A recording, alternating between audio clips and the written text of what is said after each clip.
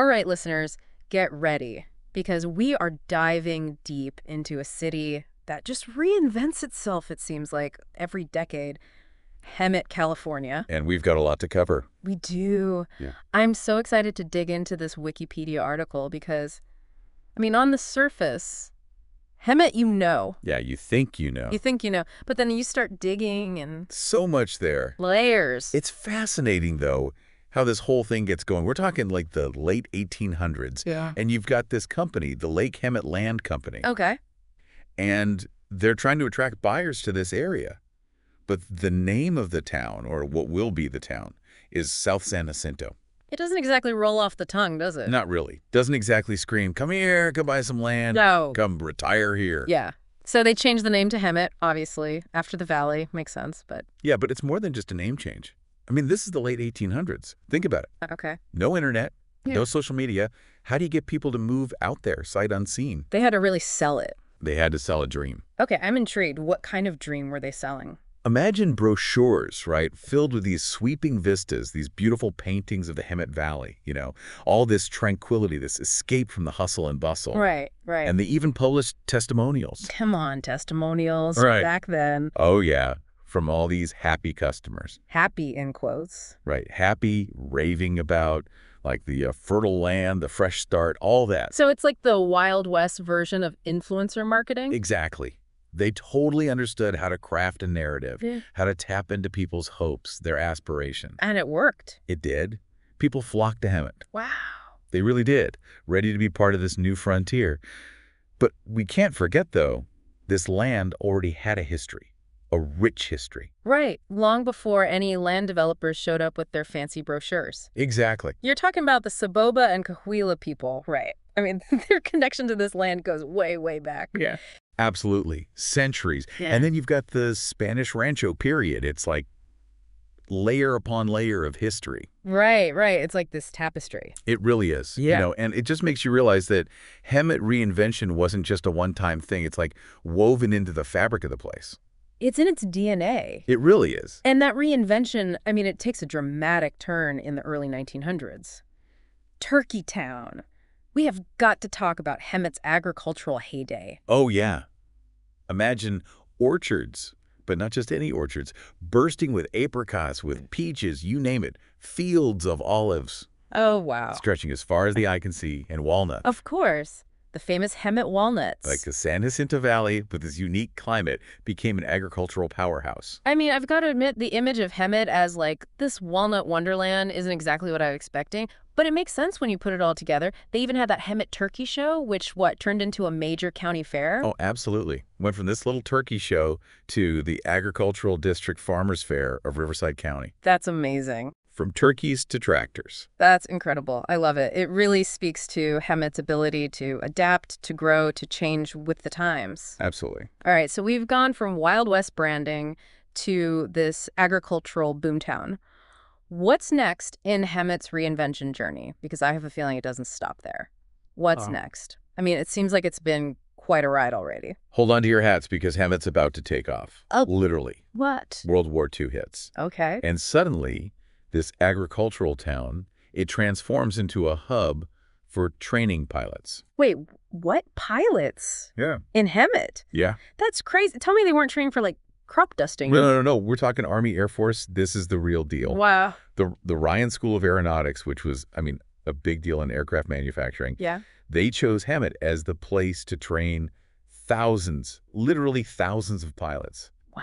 Between 1940 and 1944. I have no idea. They needed good weather. Right. They needed the space. Makes sense. And they needed a town that could handle all these recruits coming in. Yeah. Hemet. Hemet was perfect. So we went from walnuts and turkeys to pilots. The pilots. That's amazing. What happened after the war, though? Did everybody just pack up and leave? Well, some things did change. Yeah. The Ryan School eventually closed down. Okay. But its legacy, it lived on. The Hemet Ryan Airport we see today. Right. That's a direct link to that era. A reminder of Hemet's contribution to the war effort. Wow. Okay.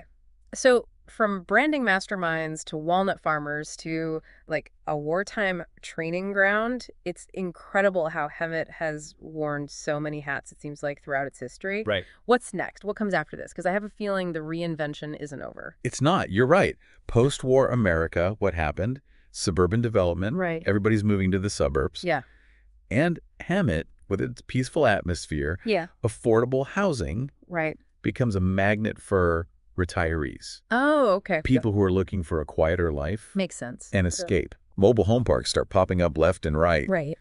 Hemet becomes known as a retirement destination. Yeah, I can see that. The quiet life after, a lifetime of work and the war and all this kind of stuff. Who wouldn't? Right. But, and I'm sensing a but here. You're right to sense a but. Okay, there's a but, because you mentioned something earlier about a recent influx of working families. That seems like a pretty big shift from retirees. It is. It really is. And it speaks to how Hemet is constantly changing, Right. evolving. It's not stuck in the past. It's not just a retirement community. Okay. See, what's happened is housing costs in other parts of Southern California, Oh, yeah. they've skyrocketed. Right. Hemet, with its, relatively more affordable housing, Yeah.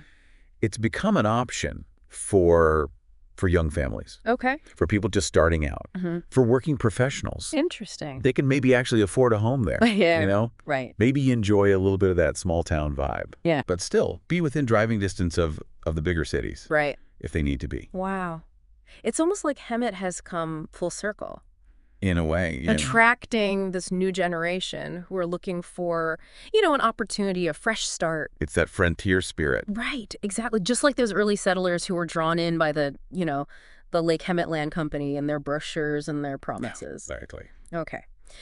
But enough about demographics for now. Right. Let's talk about something a little more, mammoth. You mentioned museums earlier. Oh, yes. And I have to hear about this Mastadon. Max, the All right. Mastadon. Okay. The crown jewel of the Western Science Center. Okay. So picture a museum, Huh. right?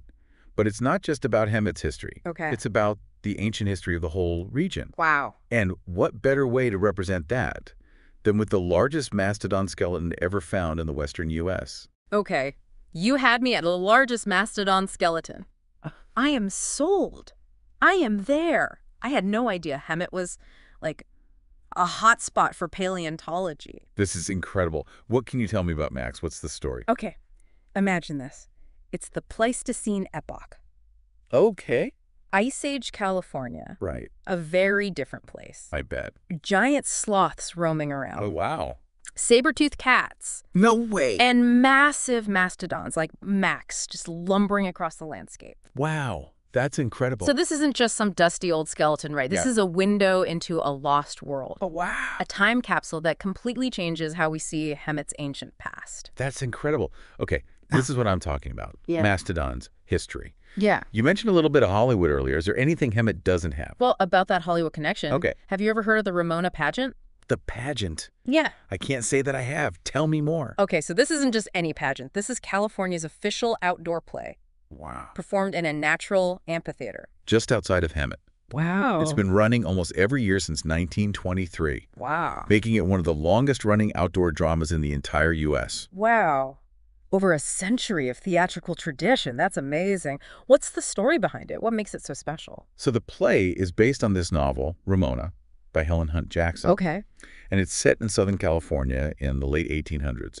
Depicts this romance between a Native American man and a woman of Scottish Native American ancestry Okay. against this backdrop of, cultural clash, historical change, all of that. Wow. The pageant itself is huge. Oh, okay. We're talking cast of hundreds, elaborate costumes. Wow. Live horses. Live horses. Okay. Yeah. You've sold me. I need to see this. You do. But the pageant's not Hemet's only brush with Hollywood, is it? Oh, no.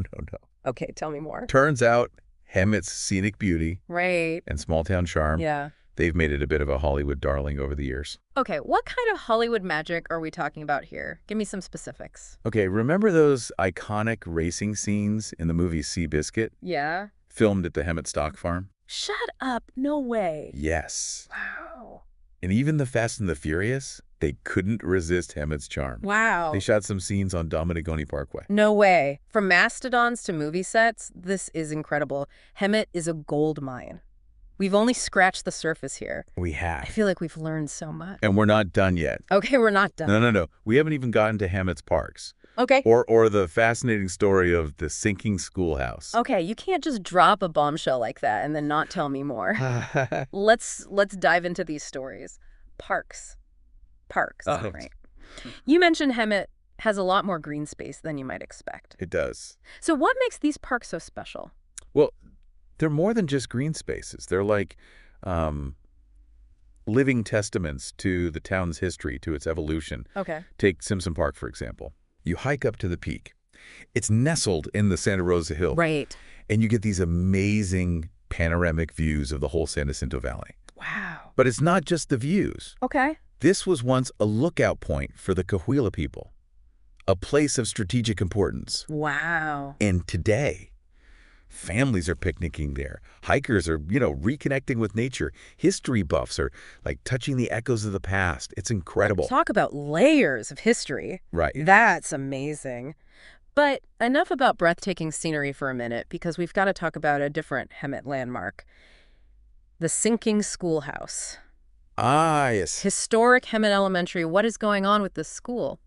Well, it's quite the story. Talk about your history lessons, Rita. Yeah. Literally sinking into the ground. I mean, how does that even happen? It's not just like a little settling we're talking about. Right. This is a whole situation. Okay. And it really kind of highlights the challenges of historic preservation, especially in a place like California with the earthquakes and Right. the ground moving and all that. Okay.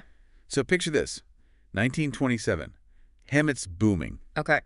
They need a new school. Makes sense. So they build historic Hemet Elementary. Sounds good so far. Right. Except they may have built it on a swamp. Oh, no. What were they thinking? Well, hindsight's 20/20, right? Right. Maybe they didn't know, Okay. or maybe they just thought, it'll be fine. It'll be fine. Who knows? But fast forward to today, and that school, it is sinking. Wow. Cracked walls, uneven floors, Oh, my God. the whole 9 yards. It's become a symbol of how, I don't know, how these invisible forces, time, nature, our own choices, Right. shape a town's destiny. That's incredible. What's being done about it? Can they save the school? That is the million-dollar question, and nobody really agrees on the answer. Okay. I mean, it would cost a fortune to even try to stabilize the foundation. Right. Some people are like, just tear it down. It's a lost cause. Yeah. Let's use those resources somewhere else. Right. But then you have other people who are like, no way. That's part of Hemet's history. We can't just erase it. It's a tough one. Yeah, it really is. And it's a debate that, it's bigger than Hemet. It makes you think about how we value history, what we're willing to fight for. It really is. And what we choose to, let fade away. Exactly. Wow. This whole deep dive, it's been amazing. We've uncovered a side of Hemet that I think it's safe to say most people don't know about. Right. The savvy marketing, the walnuts, the Hollywood connection. Who knew? And it just goes to show you, every town, every place Every point. has these hidden depths, these unexpected stories. Absolutely. And Hemet's story, the best part is it's still being written. That's true. I mean, this is a town that's always reinventing itself, adapting, embracing the future. Right. Who knows what's next for Hemet? Right. But one thing is for sure, it's going to be interesting. I agree. So, to our listener out there, Yes. the next time you're looking for an adventure, for something new, Don't be afraid to. don't overlook those places that, they might seem ordinary on the map. Right. But trust us, you dig a little deeper. There's always... You never know what you're going to find. Exactly. From both of us here at The Deep Dive. Yes. Thanks for joining us on this journey. And until next time, keep exploring, keep questioning, and keep diving deep.